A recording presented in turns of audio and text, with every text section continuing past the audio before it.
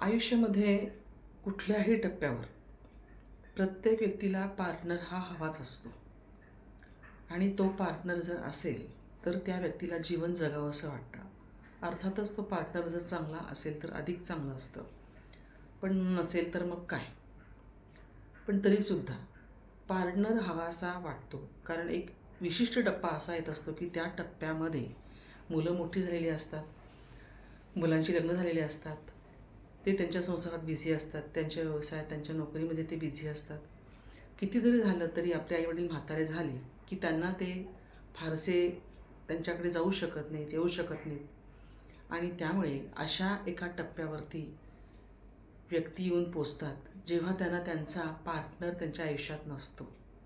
मग त्या पार्टनरशिवाय एकाकी जगणं किंवा एकाकी राहणं हे कितपत योग्य आहे किंवा त्यांनी ते बरोबर आहे का, असा प्रश्न एक उद्भवतो.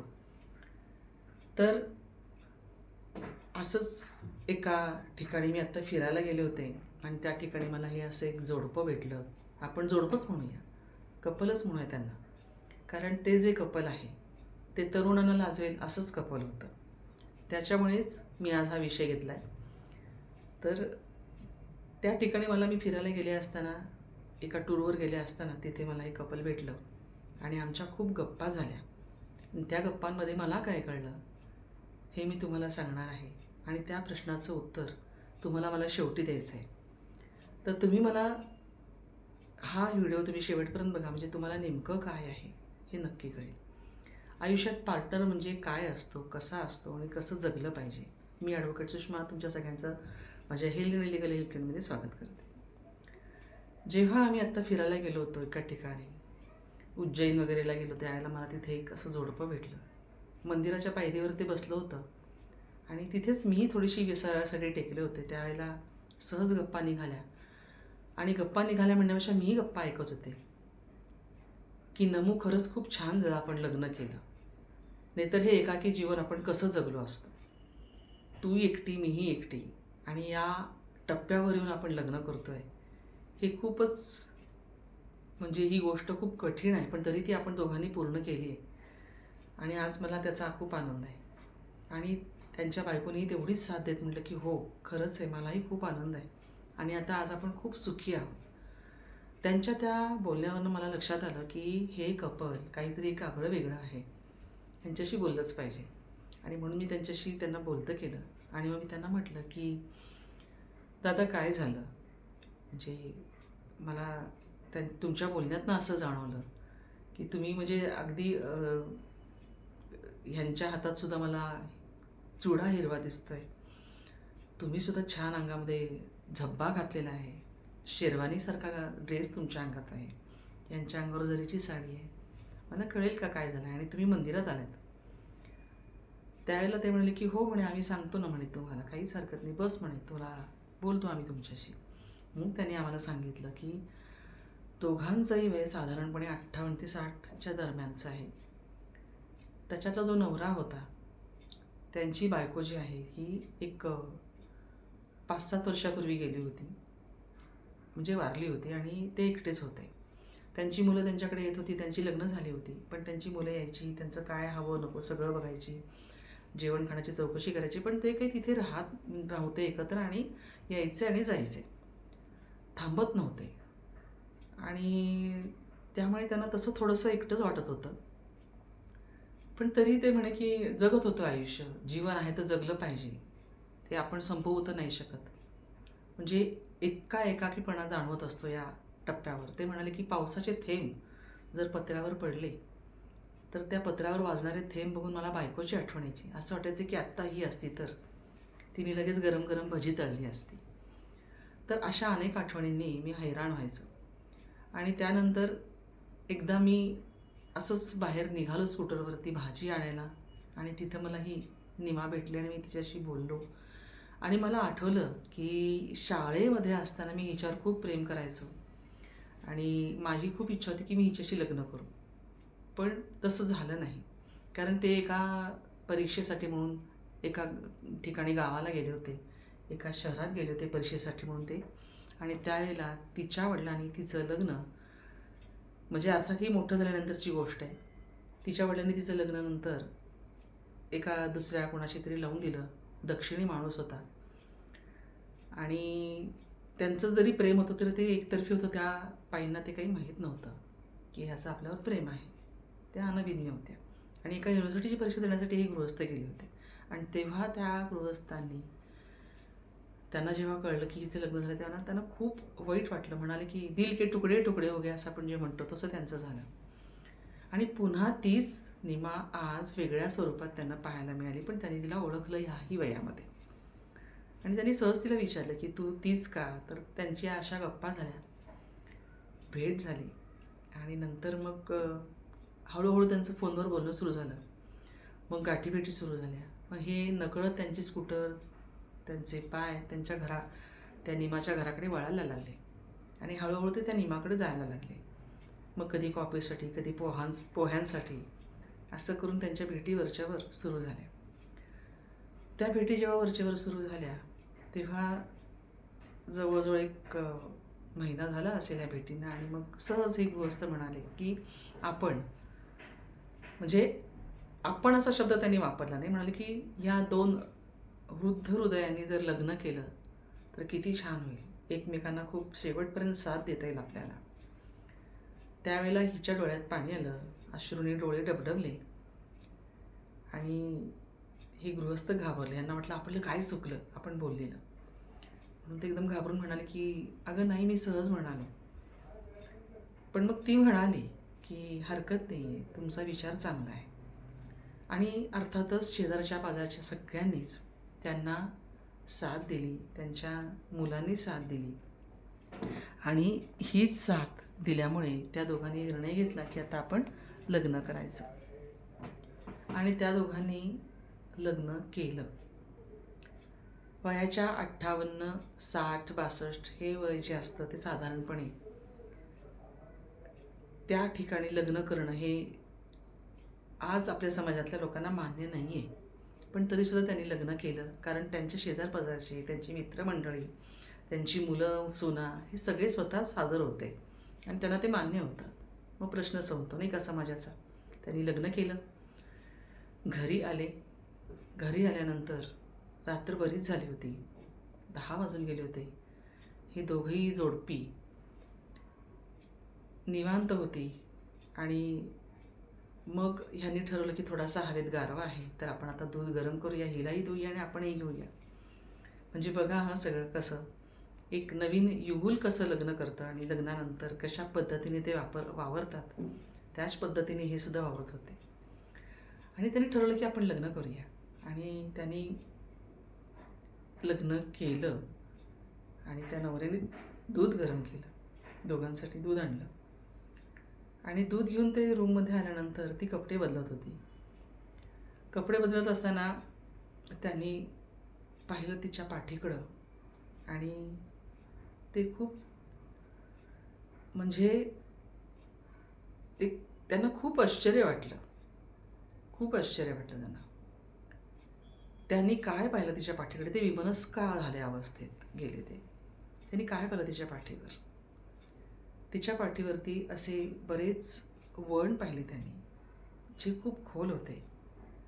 जखमा खोल होत्या, सुकलेल्या होत्या पण त्या खोल होत्या. आणि त्यामुळे त्यांना भरून आलं. ते पटकन त्यांनी हातातलं दूध खाली ठेवलं आणि म्हणाले, निमा हे काय, मी काय पाहतोय हे. त्यावेळेला तिचे डोळे पुन्हा एकदा अश्रूने डबडबले आणि म्हणाली की त्यावेळेला हे माझ्याशी खूप वाईट वागत होते. सारखे माझ्यावर ओरडायचे, मारायचे, छोट्या छोट्या गोष्टीवरनं चिडायचे. पण मी ते सगळं सहन केलं त्यावेळेला, कारण कुणाला सांगायचं, कसं सांगायचं हा प्रश्न माझ्यासमोर होता. त्यामुळे मी हे कुणाला सांगितलं नाही, मी एकटीने हे सहन केलं. या माणसाच्या डोळ्यात पाणी आलं आणि त्यांनी घट्ट तिचा हात पकडला आणि म्हणाले की निमा आता यापुढे असं काहीच नाही होणार. आता मी तुझ्या आयुष्यात आलो आहे, मी तुला फक्त आणि फक्त सुख देणार आणि तुझ्यावर फक्त आणि फक्त प्रेम करणार.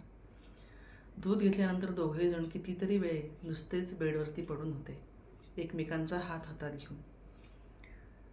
आणि ह्यांनी मग तिच्या चेहऱ्यावरनं हात फिरवायला सुरुवात केली. त्यांना तिच्याबद्दल एवढी कणव आली, एवढं प्रेम वाटलं की या बाईने किती सहन केले. आपल्या निमाने किती सहन केलं, जिच्यावर आपण खूप प्रेम केलं. आणि ते म्हणाले की दोघंही मला सांगत होते की आज आम्हाला खूप छान वाटतं आहे ताई, कारण की आम्ही जे ह्याच्यातनं गेलेलो आहोत, त्रासातनं गेलेलो आहोत, ते एकाकीपण आता आमचं संपलं आहे आणि आम्ही आता छान आयुष्य उपभोगायचं असं ठरवलं. त्यांचं लग्न होऊन 15 दिवस झाले होते, पण ते देवदर्शनाला म्हणून आलेले होते आणि अजूनही त्यांच्या चेहऱ्यावर मी खरंच सांगते टवटवी दिसत होती. कुठंही त्या दोघांच्याही चेहऱ्यावरती असं खूप म्हातारपणाची चिन्ह जी असतात तशी काही दिसत नव्हती. ती चिन्ह छान दिसत होते, अगदी मस्त दिसत होते दोघंही जण. आणि मग मला त्या दोघांच्या चेहऱ्यावरचं तेज बघितल्यावर माझ्या लक्षात आलं की खरंच ती निमासुद्धा, म्हणजे त्या निमाताईसुद्धा इतक्या झक्क लाजल्या की तुम्ही आज खूप दोघंही छान दिसताय असं म्हणत त्या निमाताईसुद्धा खूप छानपैकी लाजल्या. म्हणजे ह्या वयातसुद्धा त्यांना ते लाजणं खूप छान दिसत होतं, अगदी शोभून दिसत होतं. तर तुम्हाला मला एवढंच सांगायचं आहे की लग्न कोणत्या वयात करायचं, कोणत्या वयात करायचं नाही असा काही प्रश्न नसतो. हे एक वय असं असतं की ह्या वयामध्ये फक्त आणि फक्त प्रेम हवं असतं. भावना, मन समजून घेणारी व्यक्ती, आपलं कोणीतरी ऐकणारी व्यक्ती हवी असते. ह्या वयामध्ये शारीरिक आकर्षण असं नसतं आणि जी प्रेम भावना मनामध्ये निर्माण होते, ज्या मनामध्ये आपल्याला समजून घेणारी एक भावना निर्माण होते, तेच आपल्याला महत्त्वाचं असतं असं त्या दोन्ही कपलना वाटलं आणि ते खरंच खरं आहे. म्हणून तुम्ही कोणत्या वयात लग्न करताय हे महत्त्वाचं नाही. तुम्ही कोणत्याही वयात लग्न करू शकता. अर्थातच कोणत्याही वयात म्हणजे वृद्ध वयातही तुम्ही लग्न करू शकता, ज्येष्ठ नागरिक असतानाही लग्न करू शकता. तुम्हाला एकाकी जीवन आहे असं वाटत असेल तर तुम्ही लग्न नक्कीच करू शकता. आणि तुम्हाला असं वाटत असेल की आपण सुखी राहू शकतो तर नक्कीच करू शकता. मला ह्याच्यावरनं एक उदाहरण आठवतं. माझी मैत्रीण, आमची भिशीतली ती मैत्रीण आहे, तिच्याबद्दल मी सांगते. तिच्याबद्दल म्हणजे मला फारसं माहीत नव्हतं, कारण आमच्या भिशीमध्ये आम्ही भेटायचो एकमेकींना आणि तेवढ्यापुरताच आमचा तो एक ग्रुप आमचा असा होता. त्यानंतर काही वर्षांसाठी मी माझ्या मिस्टरांबरोबर त्यांच्या जॉबसाठी म्हणून त्यांच्यासोबत असायची, त्यामुळे मी राहत नव्हते. तर पुढे काय काय झालं हे मला काहीच माहीत नव्हतं. पण एक दिवस अचानकच मी जेव्हा मग ह्यांचा जॉब संपला आणि मी इकडं आले, त्यावेळेला जेव्हा आम्ही परत म्हणजे माझ्याकडे जी एक कामाला मेड होती, ती मेड तिच्याकडे कामाला होती आणि त्या मेडनी मला सांगितले की त्यांनी परत लग्न केलं. तर मला परत लग्न केलं या शब्दाचा अर्थच नाही कळला. म्हटलं म्हणजे काय? म्हणजे त्यांचा नवरा गेला ना, मग त्या नवऱ्या गेल्यानंतर त्यांनी पुन्हा लग्न केलं. म्हटलं नवरा कधी गेला? तर म्हणजे त्यांच्या नवऱ्याला जाऊन 3-4 वर्ष झाले आणि तिने पुन्हा लग्न केलं. तर मला असंच काही निमित्ताने तिची माझी भेट झाली. मी तिच्याशी भेटले, बोलले. तेव्हा तिने मला सगळं सांगितलं की हो म्हणे, अगं मी केलं लग्न. आता माझंसुद्धा वय नाही म्हणलं तरी 55, म्हणजे माझा नवरा गेला त्यावेळेला माझं वय साधारण 55 वगैरे होतं. तर माझ्या मुलीने सांगितलं की तू एकटी नको राहूस आई, तू कर लग्न. आणि मग सगळ्यांनी असं सांगितल्यानंतर मी केलं म्हणे लग्न. पण तुम्हाला खरंच सांगते, मी जेव्हा त्यांच्या घरी गेले ना, मला एवढं आश्चर्य वाटलं. एकतर मी तिचा नवरा, जरी त्यांच्याकडे आम्ही भिशीला एकमेकींकडे जमायचं, तो नवरा कोणाचा कोण आहे हे माहीत नसतं ना एवढं. त्याच्यामुळे मला काही तिचा नवरा वगैरे माहीत नव्हता. आम्ही आमचं फक्त मैत्रिणी भेटायचो. पण तिचा जो आत्ताचा नवरा पाहिला त्यालाच मी तिचा खरा नवरा समजत होते. म्हणजे खरा नवरा आहेच तो, पण म्हणजे तिचाच आहे बाबा पहिल्यापासून असं समजत होते. आणि मला सारखं वाटायचं की हा किती गोड गोंडस आहे, किती छान आहे, अगदी सिनेमातल्या हिरोसारखं आहे असं मला वाटायचं. तर मग ते मला नंतर कळलं हे सगळं.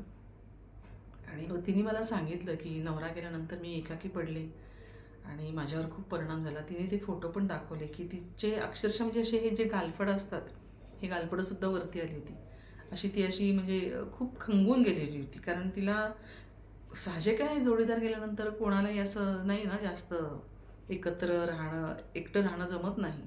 कोणीतरी असावं जोडीदार असं परत वाटत असतं. आणि म्हणून तिच्या मुलीच्या सांगण्यावरनं तिने लग्न केलं. आणि लग्न केल्यानंतर आज ती खूप छान सुखात आहे. मी स्वतःच्या डोळ्यांनी बघितलं. तिचा नवराही खरंच खूप छान आहे. त्याने सुद्धा माझं इतकं छान स्वागत केलं.